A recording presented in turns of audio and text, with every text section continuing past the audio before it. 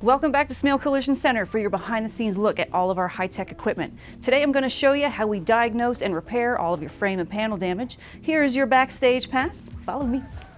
This is the car liner frame machine. You are looking at the latest and greatest in repair and measuring systems. This machine uses computer and laser technology to diagnose all frame, panel, and suspension damage, providing a less invasive method helping us to avoid unnecessary disassembly of your vehicle. It works by placing measuring cups and arms on specific points of the vehicle. Then the 4-axis measuring arm will slide up and down the frame machine to pinpoint where the cups were placed.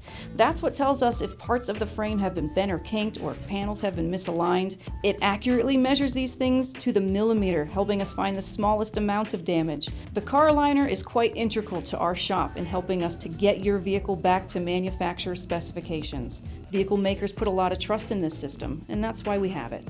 So that's how we address all of your panel and frame repairs here. We thank you for coming with us on this behind-the-scenes look. We're going to need that for next time. Visit us on Route 30 in Greensburg or visit us at smailcollisioncenter.com.